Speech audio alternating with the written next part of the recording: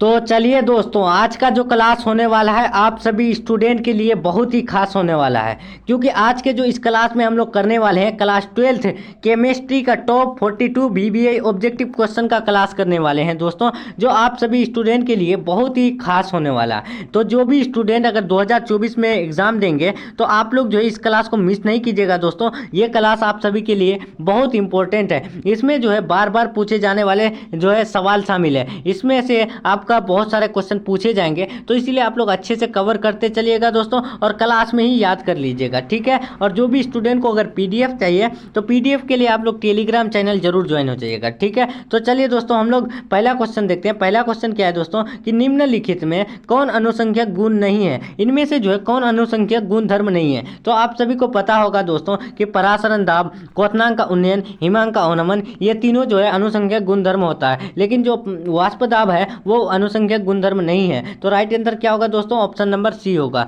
Next question देखते हैं। दूसरा नंबर क्या है कि कुहासा कोलाइडी विलयन में, देखिए कुहासा जो कोलाइडी विलयन में होता है तो वो क्या होता है, तो आप सभी को याद रखना है दोस्तों। कुहासा कोलाइडी विलयन में जो होता है ना दोस्तों, वो द्रव कण गैस में परिक्षेपित रहते हैं। देखिए कुहासा कोलाइडी विलयन में क्या होते हैं, तो वो जो है द्रव कण गैस में परिक्षेपित रहते हैं। राइट आंसर इसका क्या होगा दोस्तों? ऑप्शन नंबर ए होगा। याद कर लीजिएगा, बहुत मोस्ट VBA क्वेश्चन है दोस्तों, पूछा गया क्वेश्चन है। तीसरा नंबर देखिए, मोललता को व्यक्त किया जाता है। देखिए इसमें बच्चे बहुत कंफ्यूज होते हैं दोस्तों, तो आप सभी को कंफ्यूज नहीं होना है। आप सभी को यहाँ समझना है, मोलालिटी को व्यक्त किया जाता है। तो मोलालिटी जब भी पूछे तो आप सभी को याद रखना है, मोलालिटी को मोल पर किलोग्राम से व्यक्त करते हैं। अगर यहीं पर मोलरिटी पूछे, मतलब कि मोलरता पूछे, तो मोलरता मोल पर लीटर से व्यक्त किया जाता है, ठीक है। मोलरता को मोल पर लीटर, और मोललता को व्यक्त किया जाता है मोल पर केजी से। Right answer option number C. Next question देखते हैं। चार नंबर क्या है दोस्तों कि प्रथम कोटि अभिक्रिया के वेग स्थिरांक की इकाई है। देखिए प्रथम कोटि का जो है अभिक्रिया के लिए जो वेग की स्थिरांक की जो इकाई होती है वो क्या होती है, तो प्रथम कोटि के लिए आप सभी को जब चैप्टर वाइज करवाए थे तो उसमें बताए थे कि प्रथम कोटि अभिक्रिया के लिए जो वेग स्थिरांक होता है वो सेकेंड इनवर्स 1 होता है। Right answer option number B. याद रखिएगा दोस्तों, प्रथम कोटि के लिए मोल यानी जो अभिक्रिया के वेग स्थिरांक होती है तो वो क्या होती है, तो सेकेंड इनवर्स होती है। यानी राइट आंसर क्या होगा? ऑप्शन नंबर बी होगा, ठीक है दोस्तों। कभी कभी समय इनवर्स 1 देती है, यानी टाइम इनवर्स 1 देती है, तो आप सभी को ये भी याद रखना है, ठीक है। Right answer option number B. Next question देखते हैं। नेक्स्ट क्वेश्चन आपका 5 नंबर क्या है दोस्तों कि निम्नलिखित में, देखिए निम्नलिखित में कौन अर्धपारगम झिल्ली से निकल पाते हैं। देखिए दोस्तों, कौन जो है अर्धपारगम झिल्ली से निकल पाएंगे, तो आप सभी को पता होगा कि विलायक के अणु जो है वो अर्धपारगम झिल्ली से निकलते हैं। तो राइट आंसर क्या होगा दोस्तों? ऑप्शन नंबर ए होगा। याद रखिएगा, विलायक के अणु जो है अर्धपारगम झिल्ली से निकल पाते हैं। नेक्स्ट क्वेश्चन देखते हैं। 6 नंबर मोस्ट इंपोर्टेंट क्वेश्चन है। ये क्वेश्चन आपका 100% 2024 में आएंगे दोस्तों। याद रखिएगा कि 234.2 ग्राम चीनी के घोल में 234.2 ग्राम चीनी है, तो घोल का मोलर सांद्रण क्या होगा, तो घोल का जो मोलर सांद्रण होगा वो क्या होगा दोस्तों? तो आप सभी को याद रखना है, 234.2 ग्राम चीनी के घोल में 34.2 ग्राम चीनी है, तो घोल का मोलर सांद्रण जो होता है ना दोस्तों वो 0.5 होता है। Right answer option number B. Next question देखते हैं। 7 नंबर क्या है दोस्तों कि निम्नलिखित में किसका हिमांक अवनमन अधिकतम होगा। देखिए निम्नलिखित में किसका हिमांक अवनमन जो है ना अधिकतम होगा दोस्तों, तो आप सभी को याद रखना है, हिमांक अवनमन जो अधिकतम होता है ना वो होता है K2SO4 का। राइट आंसर क्या होगा? ऑप्शन नंबर ए होगा। नेक्स्ट क्वेश्चन देखते हैं। हर एक क्वेश्चन याद कर लेना है दोस्तों। Next question 8 number most important question है कि जलीय विलयन में किस क्षारीय धातु का सबसे अधिक अवकारक शक्ति होता है। देखिए दोस्तों, यहाँ पर क्या पूछा गया है कि जो जलीय विलयन है ना उसमें जो किस क्षारीय यानी कौन से क्षारीय धातु का सबसे अधिक अवकारक शक्ति होता है, तो आप सभी को याद रखना है लिथियम का, Li का। राइट आंसर ऑप्शन नंबर ए। नेक्स्ट क्वेश्चन देखते हैं दोस्तों। 9 नंबर, ये सब क्वेश्चन पूछे जाएंगे दोस्तों, इसीलिए याद रखिएगा। सांद्रण इकाई जो तापक्रम से स्वतंत्र है। देखिए दोस्तों, तापक्रम से स्वतंत्र कौन होता है, तो मोललता होता है। मोललता जो है वो ताप से स्वतंत्र होता है, ताप से उसका कोई प्रभाव पड़ता ही नहीं है, ठीक है दोस्तों। Right answer option number C. Next question देखते हैं। 10 नंबर विलियन जिसमें परासरण दाब समान ताप पर समान होते हैं कहलाते हैं। देखिए मोस्ट इंपॉर्टेंट क्वेश्चन है दोस्तों। देखिए जब भी यानी विलियन जो है जब भी विलियन का जो है परासरण दाब समान ताप पर समान होते हैं तो वो क्या कहलाते हैं दोस्तों? क्या समाकृतिक, समावयवी, या फिर आपका क्या है अतिपरासी, या फिर समपरासी। तो आप सभी को याद रखना है दोस्तों, जब भी विलियन में जो है परासरण दाब समान ताप पर समान होते हैं ना तो वो समपरासी कहलाते हैं। Right answer option number D होगा। नेक्स्ट क्वेश्चन देखते हैं 11 नंबर। 11 नंबर क्या है दोस्तों कि टेट्राहेड्रल यानी टेट्राहेड्रल आकृति के त्रिज्या अनुपात है। देखिए टेट्राहेड्रल आकृति के लिए जो त्रिज्या अनुपात होता है वो क्या होता है? तो आप सभी को याद रखना है दोस्तों, टेट्राहेड्रल के लिए होता है 0.225 से 0.414। राइट आंसर क्या होगा? ऑप्शन नंबर बी होगा। नेक्स्ट क्वेश्चन देखते हैं 12 नंबर। 12 नंबर क्या है दोस्तों कि ऊष्मा और विद्युत का सबसे अच्छा चालक है। देखिए ऊष्मा और विद्युत का जो सबसे अच्छा चालक होता है वो कौन होता है दोस्तों? तो हर स्टूडेंट को पता होगा कि ग्रेफाइट जो है वो ऊष्मा और विद्युत का सबसे अच्छा चालक होता है। राइट आंसर ऑप्शन नंबर सी।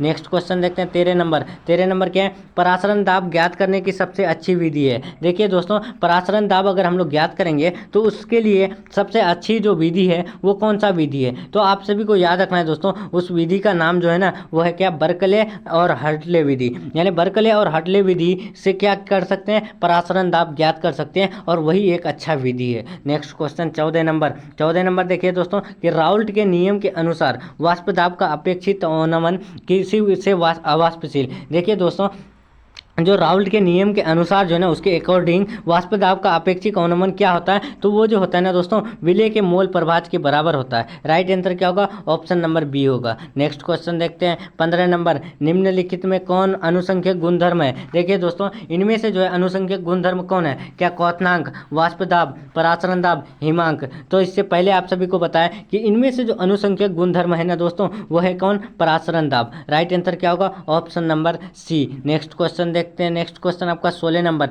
समपरासी विलयन में समान होते हैं। तो समपरासी विलयन में कौन समान होते हैं दोस्तों? तो मोलर सांद्रता समान होते हैं। Right answer option number A. हर एक क्वेश्चन याद रखिएगा दोस्तों, समपरासी विलयन में समान कौन होते हैं? तो मोलर सांद्रता होते हैं। और ये क्वेश्चन आपका पूछा गया क्वेश्चन है, इंपॉर्टेंट क्वेश्चन है, याद रखिएगा दोस्तों। ठीक है तो चलिए दोस्तों हम लोग नेक्स्ट क्वेश्चन देखते हैं 17 नंबर। 17 नंबर क्या है कि अनुचुंबकीय यौगिक में इलेक्ट्रॉन होते हैं। यानी देखिए पैरामैग्नेटिक कंपाउंड में जो इलेक्ट्रॉन होते हैं वो क्या होते हैं? साझा, अयुग्मित, युग्मित, इनमें से कोई नहीं। तो आप सभी को याद रखना है दोस्तों, अनुचुंबकीय यौगिक में जो है इलेक्ट्रॉन जो होते हैं ना वो अयुग्मित होते हैं। राइट आंसर क्या होगा? ऑप्शन नंबर बी होगा। नेक्स्ट क्वेश्चन देखते हैं 18 नंबर। यानी कौन अनुसंख्यक गुणधर्म नहीं है? देखिए इसमें बच्चे जो है ना बहुत कंफ्यूज होते हैं दोस्तों, तो आप सभी को कंफ्यूज नहीं होना है। इनमें से जो अनुसंख्यक गुणधर्म नहीं है ना तो वो कौन नहीं है? देखिए ऑप्शन ए में है डेल टी एफ, बी में है आपका पाई, और सी में है आपका क्या? डेल टी बी, और डी में है के बी। तो आप सभी को याद रखना है दोस्तों, यानी इनमें से जो अनुसंख्यक गुणधर्म नहीं है ना वो आपका के बी नहीं है। कौन नहीं है दोस्तों? के बी। राइट आंसर क्या होगा? ऑप्शन नंबर डी होगा। नेक्स्ट क्वेश्चन देखते हैं। नेक्स्ट क्वेश्चन आपका 19 नंबर। पूछा गया क्वेश्चन है, इंपॉर्टेंट क्वेश्चन है। ये क्वेश्चन आपका बहुत बार रिपीट होते हैं दोस्तों, हर साल पूछे जाते हैं लगभग, कि HCl एवं H2O के स्थिर क्वाथी मिश्रण में होगा। देखिए HCl एवं H2O के स्थिर क्वाथी में जो मिश्रण होगा वो क्या होगा दोस्तों? ऑप्शन ए देखिए, ए में 48% HCl, बी में है 22.2% HCl, और सी में 36% HCl, और डी में है 20.2% HCl। तो राइट आंसर क्या होगा दोस्तों? तो आप सभी को याद रखना है कि HCl और H2O के जो है यानी स्थिर क्वाथी मिश्रण में होगा तो वो 20.2% HCl होगा। तो राइट आंसर क्या होगा दोस्तों? तो आप सभी को याद रखना है, इसका right answer option number D होगा। ठीक है दोस्तों, तो चलिए हम लोग नेक्स्ट क्वेश्चन देखते हैं दोस्तों। नेक्स्ट क्वेश्चन हम लोग 20 नंबर देखते हैं। 20 नंबर क्या है कि विद्युत अपघट्य का उदाहरण है। देखिए दोस्तों विद्युत अपघट्य का जो उदाहरण है वो क्या है? तो आप सभी को याद रखना है दोस्तों, विद्युत अपघट्य का जो उदाहरण है ना वो है सोडियम एसीटेट। ठीक है, right answer option number B. और जो भी स्टूडेंट अगर देख रहे हैं तो आप लोग लाइव चैट या फिर कमेंट पे आंसर बताते रहें दोस्तों, ताकि आपका जो है आपको याद करने में आसानी होगी और जल्दी याद होती है आंसर देने से। ठीक है, तो इसलिए आप लोग आंसर देते रहिएगा। और जो भी स्टूडेंट अगर अभी तक वीडियो को लाइक नहीं किए हैं तो लाइक कर दीजिएगा दोस्तों, और अपने अपने दोस्तों में जरूर शेयर करने की कोशिश कीजिएगा। ठीक है दोस्तों, तो चलिए 21 नंबर क्या है कि परासरण दाब की इकाई है। परासरण दाब का जो एसआई मात्रक होता है वो क्या होता है? उनकी इकाई जो होती है वो क्या होती है? तो एटीएम होती है दोस्तों। राइट आंसर क्या होगा? ऑप्शन नंबर डी होगा। नेक्स्ट क्वेश्चन देखते हैं 22 नंबर। 22 नंबर क्या है दोस्तों कि मोल अवनमन स्थिरांक निर्भर करता है। देखिए मोल अवनमन जो स्थिरांक निर्भर करता है तो वो किस पर निर्भर करता है दोस्तों? तो मोल अवनमन जब भी पूछे तो आप सभी को याद रखना है विलय की प्रकृति पर करता है, और यानी अनुसंज्ञक गुणधर्म किस पर निर्भर करता है? तो वो विलय के कणों की संख्या पर निर्भर करता है। Right answer option number B. Next question देखते हैं, शुद्ध जल का पीएच मान शुद्ध जल की मोलरता होती है, तो शुद्ध जल की जो मोलरता होती है वो 55.6 होती है, यानी 55.6 होती है, यानी वो शुद्ध जल की मोलरता। तो राइट आंसर क्या होगा दोस्तों? ऑप्शन नंबर ए होगा। और उनका पीएच मान क्या होता है? तो 7 होता है। नेक्स्ट क्वेश्चन देखते हैं 24 नंबर क्या है दोस्तों? कि विलियन के अनुसंज्ञक गुणधर्म वही गुण है जो निर्भर करते हैं। देखिए विलियन के अनुसंज्ञक गुणधर्म के बारे में आप सभी को बताया कि वो जो है केवल कणों की संख्या पर निर्भर करता है। तो राइट आंसर क्या होगा दोस्तों? ऑप्शन नंबर डी होगा। याद रखिएगा, यानी जो आपका अनुसंज्ञक गुणधर्म है वो किस पर निर्भर करता है? तो वो केवल कणों की संख्या पर निर्भर करता है। Next question 25 number most important question है, 5% केन शुगर अनुभार इक्वल टू 342, आइसोटोनिक है 1% घोल के साथ, तो अनुभार कितना होगा? तो इनमें जो अनुभार होता है ना दोस्तों, तो आप सभी को याद रखना है 68.4% होता है। Right answer option number C. Next question देखते हैं 26 नंबर। 26 क्या है दोस्तों? कि निम्नलिखित में किसका हिमांक अवनमन अधिकतम होगा? देखिए हिमांक अवनमन सबसे अधिकतम किसका होता है दोस्तों? तो वो K2SO4 का होता है। राइट आंसर क्या होगा? ऑप्शन नंबर ए होगा। नेक्स्ट क्वेश्चन देखते हैं 27 नंबर। 27 नंबर क्या है? निम्नलिखित में कौन सा अनुसंज्ञक गुणधर्म नहीं है? तो इनमें से जो अनुसंज्ञक गुणधर्म कौन नहीं है दोस्तों? हिमांक का अवनमन, वाष्प दाब का अपेक्षिक अवनमन, क्वथनांक का उन्नयन, या फिर आपका प्रकाशिक सक्रिय यानी क्रियाशीलता। तो आप सभी को पता होगा कि प्रकाशिक क्रिया यानी ऑप्टिकल एक्टिविटी, प्रकाशीय क्रियाशीलता जो है अनुसंज्ञक गुणधर्म नहीं होता है। तो राइट आंसर क्या होगा दोस्तों? ऑप्शन नंबर बी होगा। और हिमांक का अवनमन यानी वाष्प दाब का अपेक्षिक अवनमन, क्वथनांक का उन्नयन और परासरण दाब, ये 4 जो है अनुसंज्ञक गुणधर्म होता है। नेक्स्ट क्वेश्चन देखते हैं 28 नंबर। 28 नंबर क्या है दोस्तों? कि निम्न में से निम्न में से किस 0.1 एम विलियन का हिमांक न्यूनतम होता है? तो किसका हिमांक न्यूनतम होगा दोस्तों 0. m मोललिटी में? तो आप सभी को याद रखना है वो जो होता है ना दोस्तों पोटेशियम सल्फेट का। राइट आंसर क्या होगा? ऑप्शन नंबर ए होगा। Next question 29 number. 29 क्या है दोस्तों? कि मोलरता से परिभाषित किया जाता है। तो मोलरता, देखिए मोलरता और मोललता ये दोनों आप सभी को बताएं कि मोललता को हम लोग व्यक्त करते हैं मोल पर केजी से, और मोलरता को जो व्यक्त करते हैं मोल पर लीटर से। तो राइट आंसर क्या होगा दोस्तों? ऑप्शन नंबर ए होगा। नेक्स्ट क्वेश्चन देखते हैं 30 नंबर। 30 नंबर क्या है दोस्तों? देख लीजिए कि CaNO3 में वांट ऑफ गुणक होता है।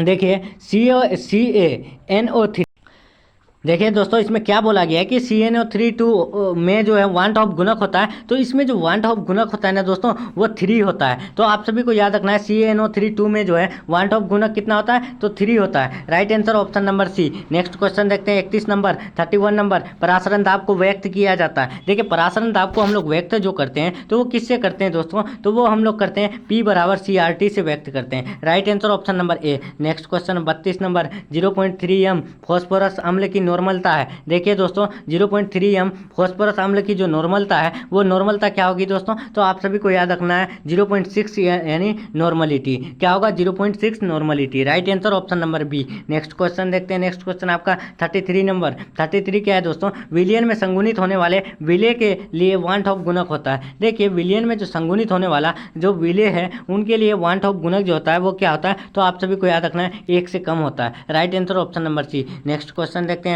34 नंबर। 34 नंबर क्या है दोस्तों? कि जलीय विलयन में ताप वृद्धि करने पर उसमें कमी आती है। तो ताप वृद्धि करेंगे तो उसमें जो है किस में कमी आती है? तो मोलरता बढ़ने में कमी आ जाती है दोस्तों। राइट आंसर क्या होगा? ऑप्शन नंबर ए होगा। नेक्स्ट क्वेश्चन देखते हैं। हर एक क्वेश्चन याद कर लीजिएगा दोस्तों, बहुत VVI क्वेश्चन है। Next question 35 number. 1 विलयन के हिमांक में अवनमन के समय साम्यावस्था इनमें होती है। तो इनमें साम्यावस्था जो होती है वो क्या होती है दोस्तों? तो द्रव विलयक और ठोस विलय होती है। राइट आंसर क्या होगा? ऑप्शन नंबर बी होगा। नेक्स्ट क्वेश्चन देखते हैं। नेक्स्ट क्वेश्चन आपका क्या है दोस्तों? कि 36 नंबर। कि निम्नलिखित जलीय घोल में किसका क्वथनांक अधिकतम होगा? देखिए निम्नलिखित जलीय घोल में जो है किसका क्वथनांक अधिकतम होता है दोस्तों? तो ये क्वेश्चन पूछा गया क्वेश्चन है। तो इसका राइट आंसर होगा ऑप्शन नंबर ए 0.1 m NaOH में, सोडियम हाइड्रोक्साइड में। Next question 37 number. 37 नंबर क्या है दोस्तों? कि एक घोल जिसका परासरण दाब 300 केल्विन पर 0821 वायुमंडल है, तो इस घोल का सांद्रण क्या होगा?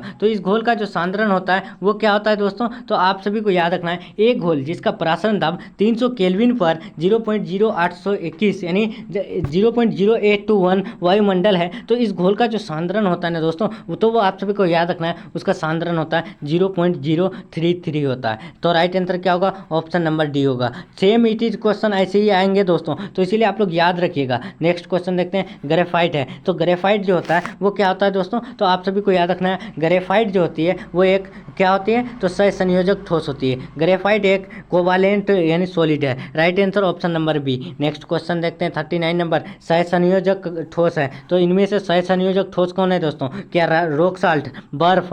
ऑप्शन सी देखिए, सी में है क्वार्ट्ज, डी में है शुष्क बर्फ। तो राइट आंसर क्या होगा दोस्तों? तो यानी सहसंयोजक ठोस है, तो सहसंयोजक ठोस जो है ना दोस्तों वो है आपका क्वार्ट्ज। राइट आंसर क्या होगा? ऑप्शन नंबर सी होगा। नेक्स्ट क्वेश्चन देखते हैं। नेक्स्ट क्वेश्चन आपका क्या है दोस्तों? देखिए 40 नंबर की 40 नंबर क्या है दोस्तों? कि आयोडीन है। आयोडीन जो है वो क्या है? क्या आयनिक ठोस, क्या परमाणविक ठोस, आणविक ठोस या फिर सहसंयोजक ठोस? तो आप सभी को याद रखना है दोस्तों, आयोडीन जो है ना वो एक आणविक ठोस है। याद रखना आयोडीन क्या है? तो आणविक ठोस है। Right answer option number C. Next question देखते हैं 41 नंबर। 41 यानी 41 नंबर कि धनायन अंतरकाश स्थान में उपस्थित हो जाते हैं। देखिए दोस्तों, धनायन जो है अंतरकाश स्थान में उपस्थित हो जाते हैं, तो वो कहाँ उपस्थित हो जाते हैं दोस्तों? तो आप सभी को याद रखना है, धनायन अंतरकाश स्थान में जो उपस्थित होते हैं ना, तो वो फ्रेंकल दोष में होते हैं। राइट आंसर ऑप्शन नंबर ए। नेक्स्ट क्वेश्चन देखते हैं 42 नंबर। लास्ट क्वेश्चन देखते हैं दोस्तों कि शॉर्टकी डिफेक्ट जो है वो पाया जाता है। शॉर्टकी दोष जो पाया जाता है वो कहाँ पाया जाता है? तो आप सभी को याद रखना है दोस्तों,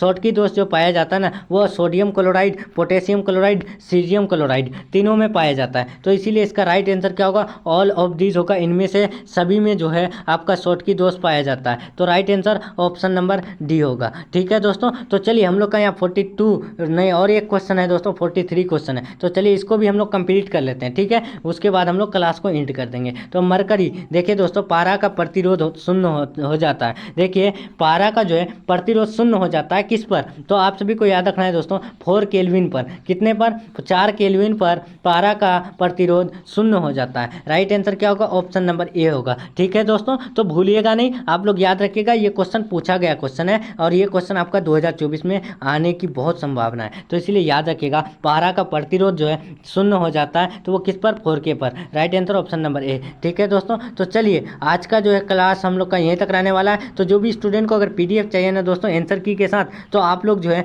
टेलीग्राम चैनल जरूर ज्वाइन हो जाइएगा। आंसर की आपका नीचे दिया हुआ है। ठीक है, तो इसीलिए ज्वाइन होकर के PDF लेकर के एक बार रिवीजन जरूर कर लीजिएगा। ठीक है दोस्तों, तो चलिए हम लोग का जो है क्लास यहीं तक रहने वाला है। जो भी स्टूडेंट को अगर क्लास अच्छा लगा है तो वीडियो को लाइक करके अपने दोस्तों में जरूर शेयर कर दीजिएगा। और जो भी स्टूडेंट अगर चैनल से नए जुड़ रहे हैं तो चैनल को सब्सक्राइब करके बेल आइकन प्रेस जरूर कर लीजिएगा। तो चलिए दोस्तों, हम लोग मिलते हैं नेक्स्ट क्लास में नेक्स्ट टॉपिक के साथ। तब तक के लिए बाय। Thanks for watching.